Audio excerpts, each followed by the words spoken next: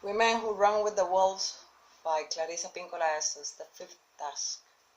Serving the non-rational. In this part of the tale, Vasalisa has asked Baba Yaga for fire, and the Yaga agrees, but only Vasalisa will do some household chores for her in exchange. The psychic tasks of this time of learning are this: staying with the hag, acclimating to the great wildish powers of the feminine psyche, coming to recognize her, your power, and your powers of inner purifications, unsouling, sorting, nourishing, building energy and ideas, washing the Yaga's clothes, cooking for her, cleaning her house, and sorting out the elements. As so ago, women were deeply involved in rhythms of life and death. They inhaled the pungent odor of iron from the fresh blood of childbirth. They washed the killing bodies of the dead as well. The psyches of modern women, especially those from industrial and technological cultures, are often deprived of these close-up and hands-on, blessed, and basic experiences. But this is a way for the novice to fully participate in the sensitive aspect of the life and death cycles. Baba Yaga and the Wild Mother is the teacher whom we can consult in these matters. She instructs the ordering of the house of the soul. She imbues an alternate order to the ego, one where magic can happen, joy can be done, appetite is intact, things are accomplished with gusto. Baba Yaga is the model for being true to the self. She teaches both deal and renewal. In the tale, she teaches Vasalisa how to care for the psychic house of the wild feminine. Laundering the Baba Yaga's clothes is a fabulous symbol in the old countries, and still today, in order to launder one's clothes, one ascends to the river, and there makes the restorative ablutions that people have made since the beginning of time in order to renew their clothes. This is very fine symbol for cleansing and purification of the entire bearing of the psyche. In mythology, the woven clothes is the work of the life-dead life mothers. For instance, in the East, these are the three fates, Cloto, Lachesis, and Atropos. In the West, there is Na Ashayi Atsaa, despite the woman, who gave the birth of earth weaving to Digne Navajo. These life mothers teach women sensitivity of what must die and what shall live, what shall be carried out and what shall be woven in. In the tale, Baba Yaga charges Vasalisa to the laundry to bring this weaving, these patterns known to the life-dead life goddess, out into the open consciousness, handling them, washing them, renewing them. To wash something is a timeless purification ritual. It not only means to purify, but also means like baptism from the Latin baptiza, to drench, to permeate with a spiritual numbing and mystery. In the tale, the washing is the first task. It means to make taut again that which it has become slackened from the wearing. The clothes are like us, worn and worn until our ideas and values are slacked. By the passing of time, the renewal, the revivifying takes place in the water, and that rediscovering of what really hold on to the truth, what we really hold sacred. In archetypical symbolism, clothing represents persona, the first view of the public gains of us. Persona is a kind of camouflage which lets others know only what we wish them to know about us and nothing more. But there is an older meaning to persona, one found in all Mesoamerican rites, one well known to the cantadoras y cuentistas y curanderas healers. The persona is not simply a mask to hide behind, but rather a presence which eclipses the mundane personality. In this sense, persona or mask is a signal of rank, virtue, character, and authority. It is the outward significator, the outward display of mastery. I like very much this initiatory task, which requires a woman to cleanse the persona, the clothing of authority of the great Yaga of the forest. By washing the Yaga's clothes, the initiate herself will see how the seams of persona are sewn, what patterns the gowns take. Soon she herself will have some measure of this persona to place her closest amidst others she has fashioned throughout her life. It is easy to imagine that the Yaga's marks of power and authority her clothes are made as she herself is fashioned psychologically, strong, enduring. To wash her laundry is a metaphor through which we learn to witness, examine, and take on this combination of qualities. We learn how to sort, mend, and renew the instinctive psyche through a purification, the washing of the fibers of being. Vasalisa's task is to sweep the hut in the yard. In Eastern European fairy tales, brooms are often made of sticks from trees and bushes, and sometimes the roots of weary plants. Vasalisa's work is to sweep this object made of plant matter over the floors and the yard to keep the place clear of debris. A wise woman keeps her psychic environment enclothed.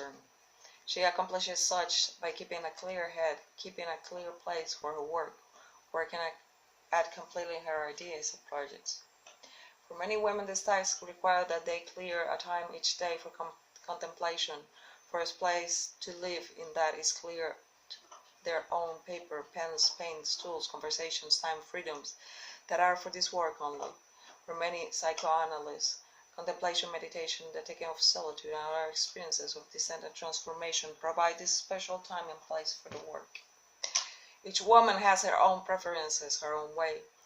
If this work can take place in Baba Yaga's hut, so much the better. Even near the hut is better than far away. In any event, one's wild life has to be kept order on a regular basis. It is not good enough to go to it for one day or a few once a year. But because it is Baba Yaga's hut that Vasalisa sweeps, because it is the Baba Yaga's yard, we are also speaking of keeping unusual ideas clear and ordered. These ideas include those which are uncommon, mystical, soulful, and uncanny. To sweep the premises means not only to begin to value the non-superficial life, but to care for its orderliness. Sometimes women become confused about soulful work and neglect its architecture till it is taken back by the forest. Gradually, the structures of the psyche are overgrown until they finally are but a hidden archaeological ruin in the psychic's unconscious. A psychical and critical sweeping will prevent this from occurring. When the women have clear space, the wild nature will better thrive. When women have cleared space, the wild nature will better thrive. To cook for Baba Yaga, we ask literally, how does one feed the Baba Yaga of the psyche? What does one feed the so wild a goddess? Firstly, to cook for the Yaga, one lays a fire. A woman must be willing to boom hot, boom with passion, with words, with ideas, with desire for whatever it is that she truly loves. It is actually this passion which causes the cooking, and a woman's original ideas of substance are what is cooked. To cook for the Yaga, one must arrange that one's creative life that has consistent fire under it. Most of us will do better if we become more adept about watching the fire under our work, if we watch more closely the cooking process of nourishing the wild self. Too often we turn away from the oven.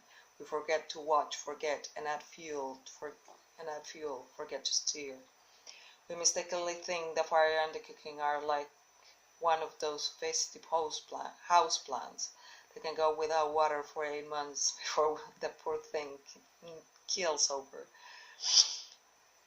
It is not. The fire bears requires watching, for it is easy to let the flame go out. The Yaga must be fed. There is hell to pay if she goes hungry. So it is the cooking up of new and completely original things, of new directions, of commitments of one's art and work that continuously nourishes the wild soul. The same thing nourishes the wild mother and give her substance in our psyches. Without the fire, our great ideas, our original thoughts, our yearnings, our longings remain uncooked, and everyone is unfulfilled. On the other hand, anything we do which has fire will please her and nourish us all. The development of women of all these motions of housekeeping, the cooking, the washing, the sweeping, quantifies something beyond the ordinary. All these metaphors offer ways to think about, to measure, feed, nourish, straighten, cleanse, order the soul life.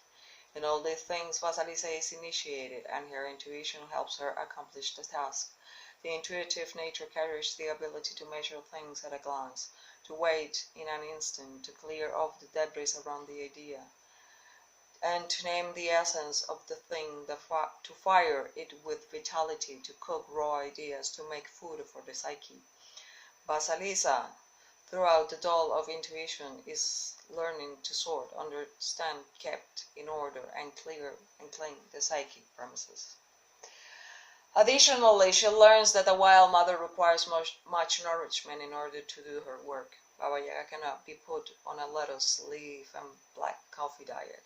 If one wishes to be close to her, one has to realize that she has an appetite for certain things.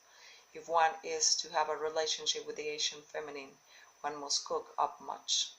Through these chores, Baba Yaga teaches, and Vasalisa learns not to cringe away from the big, the mighty, the cyclical, the unforeseen, the unexpected, the vast, the grand scale, which is the size of nature, the odd, the strange, the unusual. Women's cycles, according to Vasalisa-Task5, are these: to cleanse one's thinking, renewing one's values on a regular basis, to clear one's psyche of trivia, sweep oneself, clean one's thinking and feeling states on a regular basis, to build an enduring fire beneath the creative life, and cook ideas on a systematic basis, seems specially to cook, and with originality, a lot of unprecedented life in order to fit the relationship between oneself and the wildish nature. Vasalisa, via her time with the Yaga, will eventually integrate some of the manner and style of the Yaga, and we too, it is our job, our own little human way, to pattern ourselves after her. And this we learn to do, yet we are awed at the same time, for in Baba Yaga land, there are things that fly in the night that are arising again at daybreak, all summoned and by them by the wild instinctual nature. These are the bones of the dead which will speak, and there are wings of fates and sun, moon, and sky, which all live in the great trunk. But she keeps order. Day follows night, season follows season. She is not a haphazard. She is both rhyme and reason. In the story, the Yaga finds Vasalisa has completed all the tasks set before her, and the Yaga is pleased, but also a little disappointed that she cannot rail against the girl. And so, just to make sure Vasalisa doesn't take anything for granted, Baba Yaga let her know: through you managed to do my work, what doesn't mean you can do it again. So here's another day of task. Let's see how you do, dearie, or else. Vasalisa again, via the Aegis intuitive guidance, accomplishes the work, and the Yaga gives her grumpy and begrudging stamp of approval. The kind of always comes from all women we have lived long time, and we have seen much, and somewhat wish they hadn't. They are rather proud they have.